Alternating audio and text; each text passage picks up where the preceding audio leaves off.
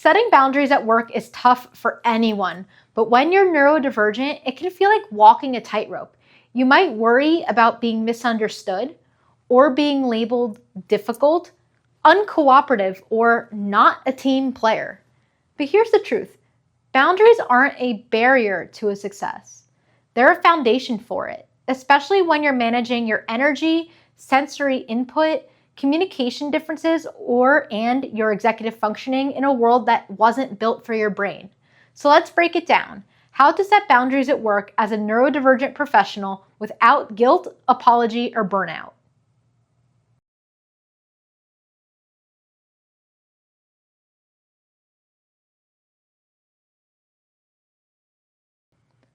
Before you can set a boundary, you have to understand it. Is it a need for quiet time to focus? Fewer back-to-back meetings? More written instructions? Camera off meetings? Start by noticing your patterns. When do you feel overwhelmed, shut down, or drained? That's often where a boundary is missing. You don't need to justify every detail, but giving it a name helps you advocate with clarity, not confusion.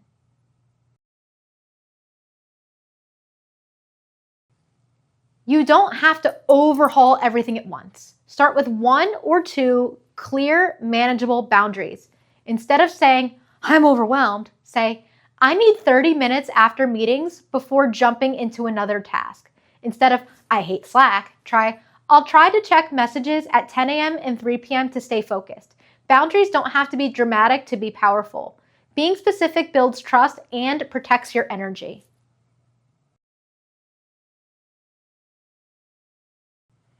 Newsflash, no is a complete sentence. But if that feels hard for you, here's a softer alternative. Try saying that doesn't work for me right now. You don't owe anybody a full diagnosis, backstory, or PowerPoint explaining your limits. Over-explaining is often a coping mechanism or personality trait many neurodivergent people have to avoid rejection or misunderstanding, but boundaries don't require permission. They require consistency.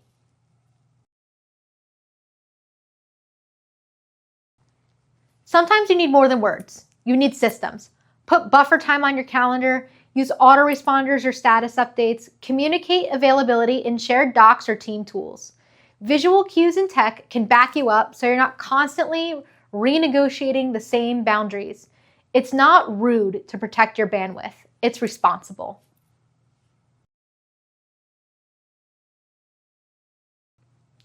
Not everybody will get it. Some people are used to 24/7 access, instant replies, or unspoken or unwritten expectations. But their discomfort isn't your failure. It's a sign your boundary is working. Stay firm. Repeat calmly. And remember, people adjusting to your boundaries is not a reason to drop them. Boundaries aren't walls. They're doorways to sustainable relationships.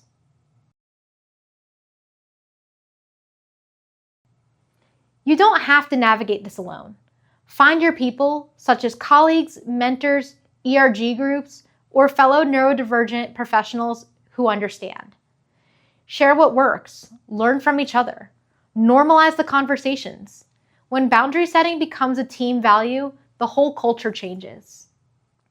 Setting boundaries at work when you're neurodivergent isn't selfish, it's a strategy. It's how we stay present, protect our mental health, and show up as our best selves without burning out, masking, or erasing what makes us different. So go ahead, set the boundary, protect your peace, and know you're not alone in doing it. Where have you set boundaries in your life?